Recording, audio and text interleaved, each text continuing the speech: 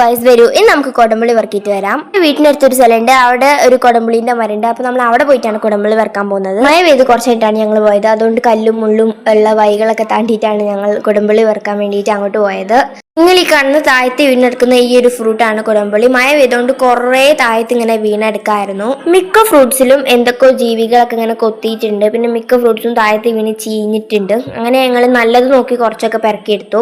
ഞാൻ ഈ കൊടമ്പുളി കുറച്ച് മാസങ്ങൾക്ക് മുമ്പാണ് ഇങ്ങനെ കാണുന്നത്. ഞാൻ ആദ്യം എനിക്ക് വിശ്വസിക്കാൻ പറ്റില്ല. ഞാൻ കൊടമ്പുളി ഇങ്ങനെ ബ്ലാക്ക് കളറിലേ കണ്ടിട്ടുള്ളൂ, പക്ഷെ കൊടമ്പുളി ആദ്യം ഇങ്ങനെയാണ് ഉണ്ടാവുക. പിന്നെ അത് വെയിലത്തിട്ട് ഉണക്കിയിട്ടാണ് ബ്ലാക്ക് കളറിൽ ഉണ്ടാവുക. ബ്ലാക്ക് കളർ ആവാത്ത ഈ ഒരു ഫ്രൂട്ടിന് ഒരു ചവർപ്പ് പോലത്തെ ഒരു ടേസ്റ്റ് ആണ്. ഇത് ഉപ്പും മുളക് കിട്ടിയിട്ട് നമ്മൾ കഴിക്കാറുണ്ട്.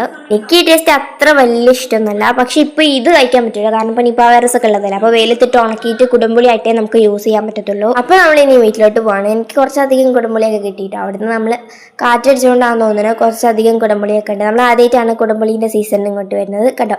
ഇത് നമ്മൾ നേരത്തെ കഴിഞ്ഞ ആഴ്ച പോയപ്പോൾ പെറുക്കിയതാണ്. ഇത് നമ്മൾ ഇപ്പൊ പോയപ്പോൾ പെറുക്കിയതാട്ടോ. ഇത്രയും കുടംപുളി ഞങ്ങൾക്ക് കിട്ടി.